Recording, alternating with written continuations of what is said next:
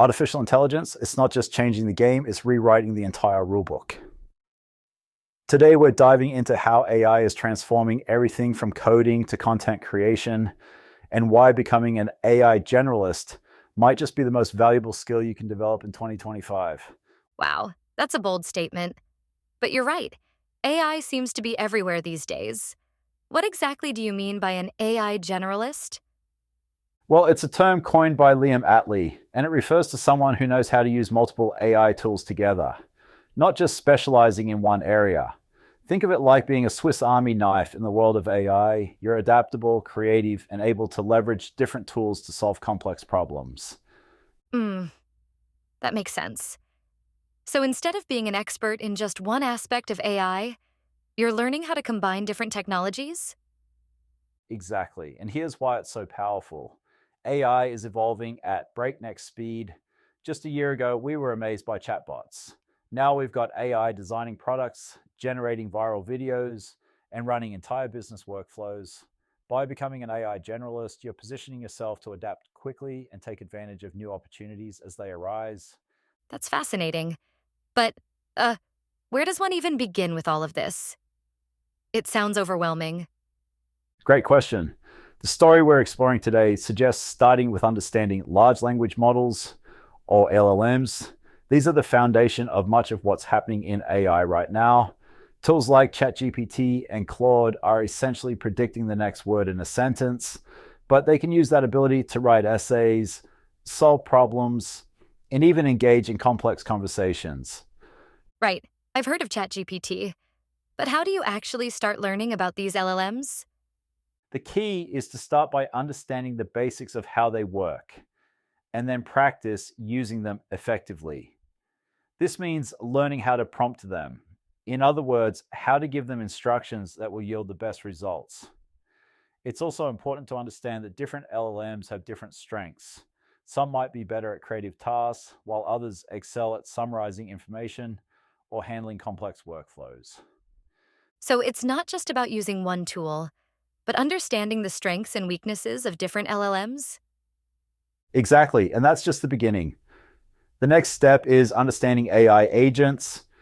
These take LLMs to the next level by combining them with other tools, allowing them to plan, make decisions, and execute tasks independently. It's like having an AI project manager that can break down a complex task into smaller steps and then work through them on its own. That sounds incredibly useful.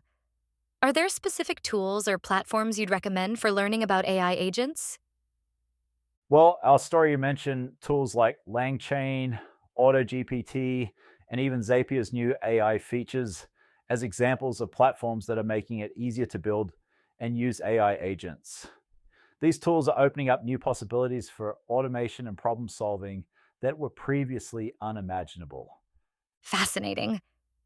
You know, all of this makes me wonder, with AI doing so much, where does human creativity fit in?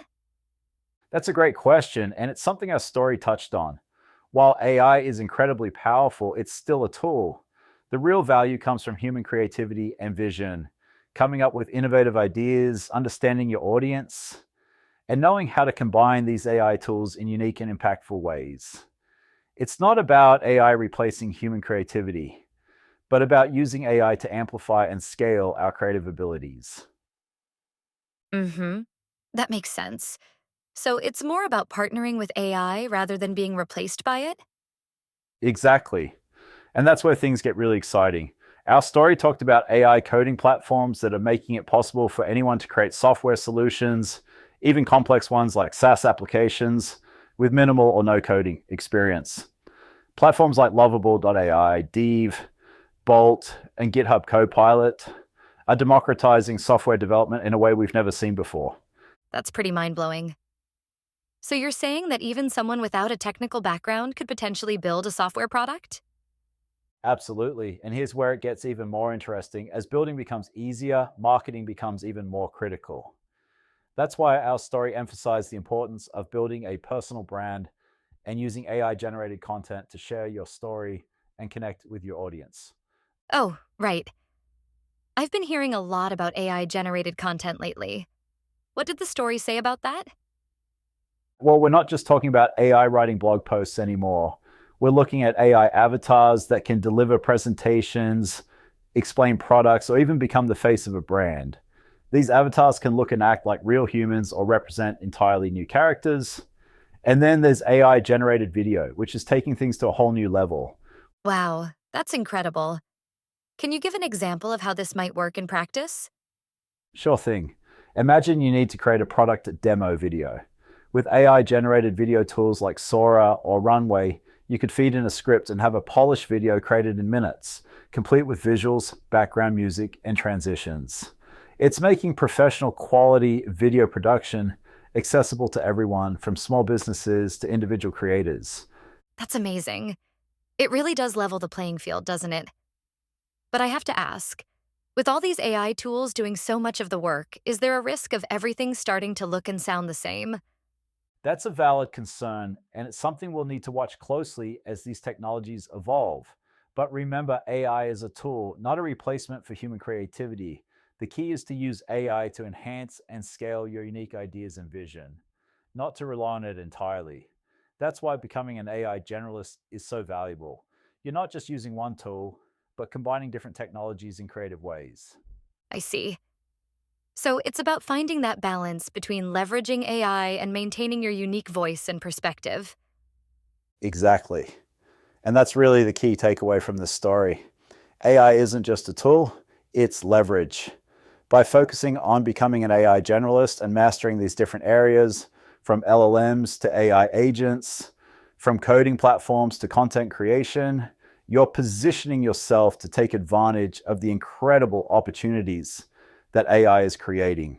Well, I don't know about you, but I'm feeling inspired to start exploring some of these AI tools myself.